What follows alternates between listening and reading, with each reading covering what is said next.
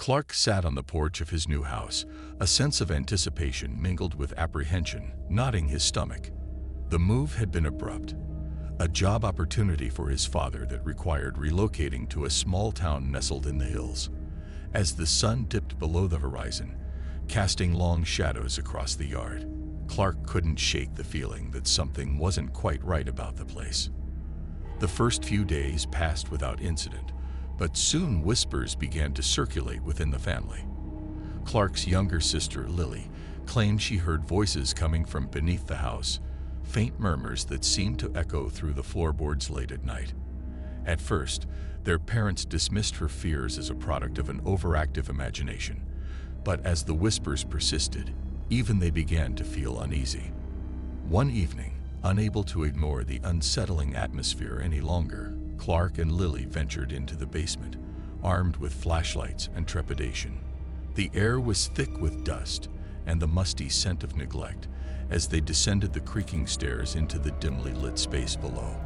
As they explored the basement, their flashlights illuminating forgotten relics of the past, they stumbled upon an old tape recorder tucked away in a corner. Dust coated its surface and cobwebs draped from its corners.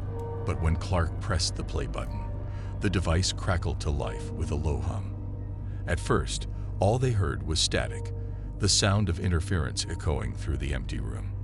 But then, faint voices emerged from the depths of the recording, whispers so soft they were almost imperceptible.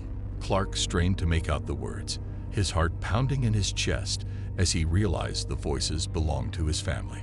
It was their conversations, snippets of everyday life captured on tape with eerie precision. But there was something off about them, a slight delay that made it seem as though they were listening to echoes from the past. As the realization dawned on them, a chill ran down Clark's spine. Someone, or something, had been listening to their every word, recording their conversations in the darkness. But before they could unravel the mystery of the tape recorder, a sudden noise echoed through the basement, sending them scrambling back up the stairs in a panic. With trembling hands, Clark shut the door behind them, blocking out the darkness below.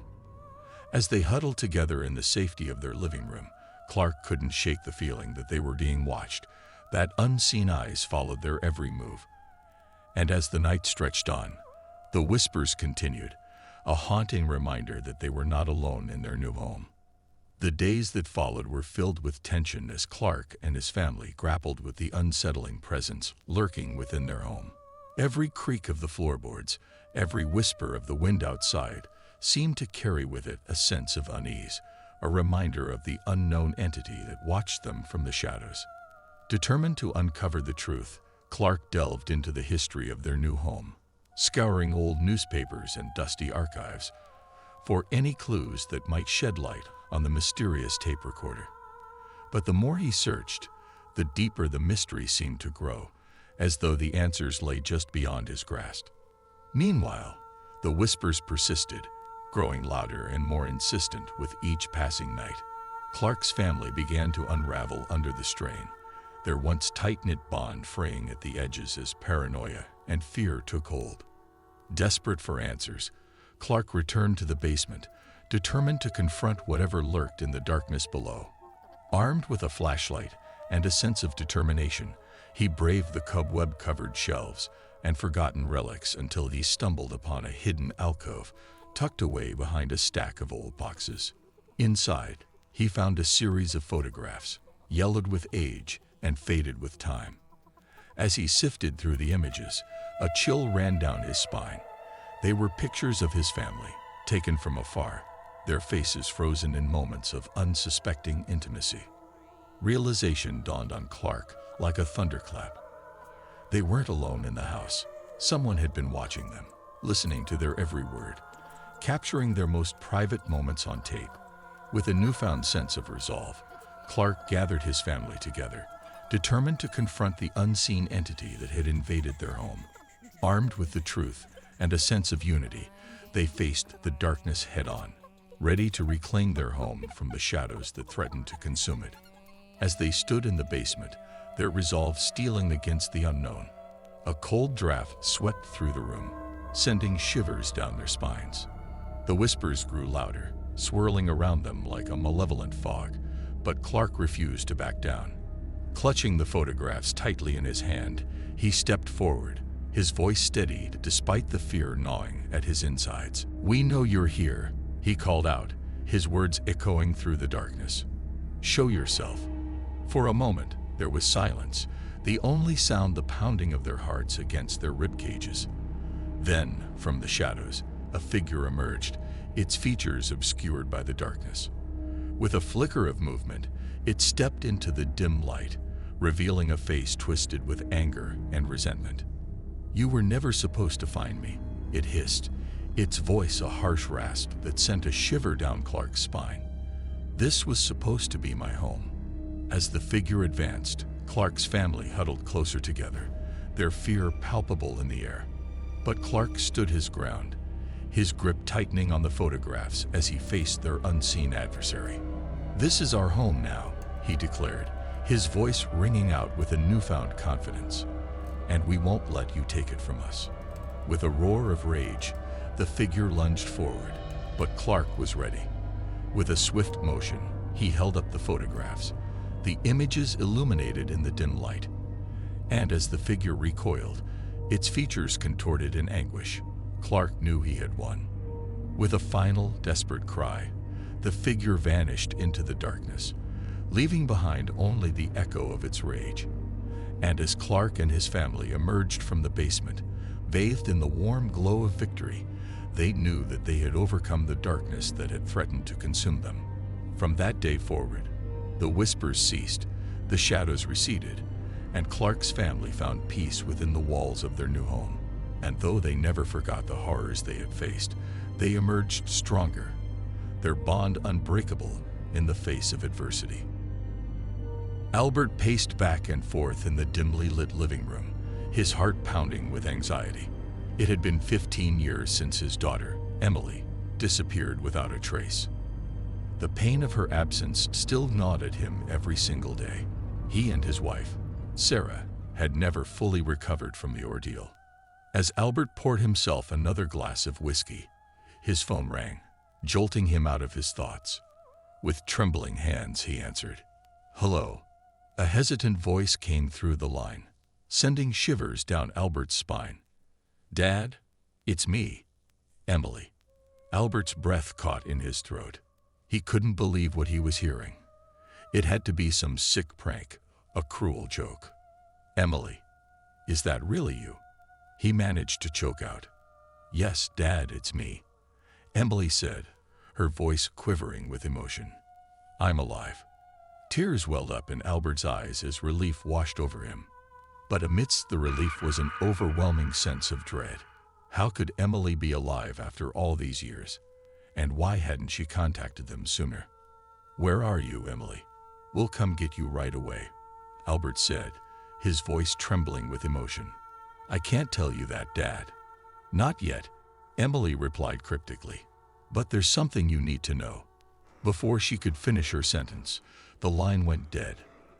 Albert stared at his phone in disbelief, his mind racing with a million questions. Sarah rushed into the room, her face pale with shock. "Albert, who was that? What's going on?" "It was Emily," Albert whispered, his voice barely audible.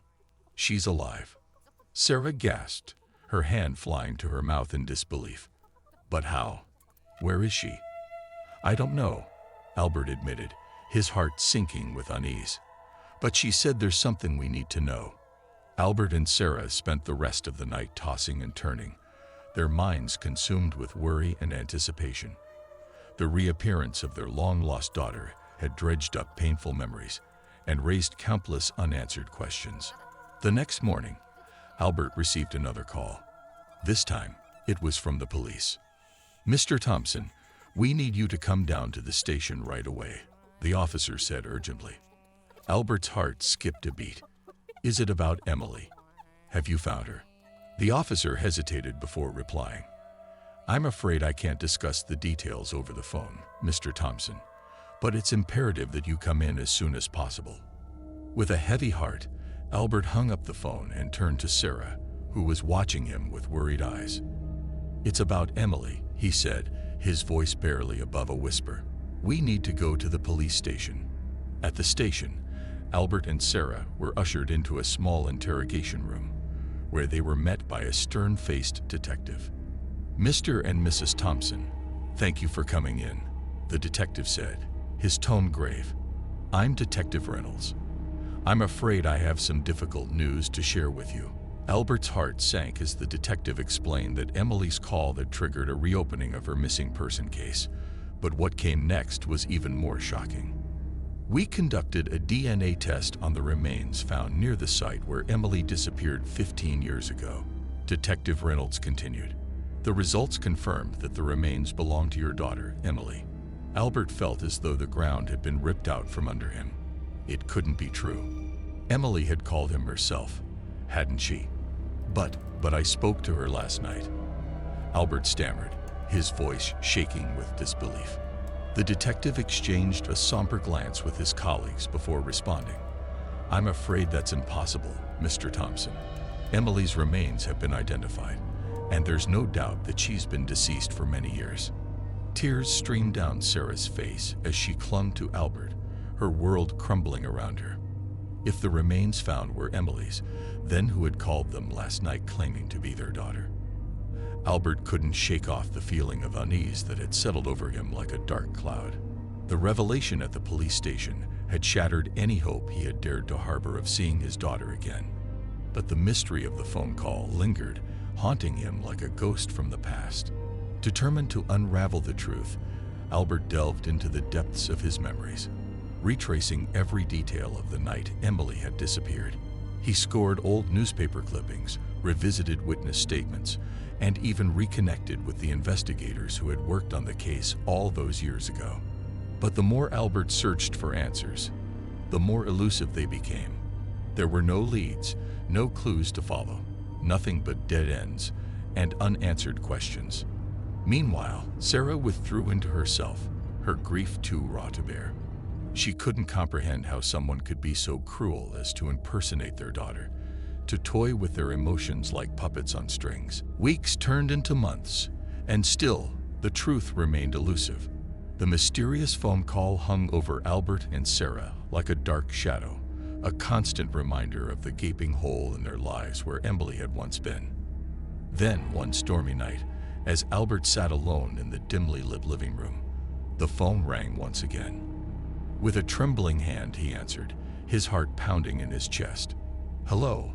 The voice on the other end was faint, barely audible above the howling wind outside, but there was no mistaking the chill that ran down Albert's spine as he listened to the words that echoed through the receiver. "It's time to pay for your sins, Albert. Time to face the consequences of what you've done." The line went dead before Albert could respond, leaving him shaken to his core. He knew then that the truth would always elude him, that some mysteries were never meant to be solved. As the years passed, Albert and Sarah lived out the rest of their days haunted by the specter of their past. They never found closure, never discovered the truth behind Emily's disappearance, or the identity of the girl who had called them that fateful night.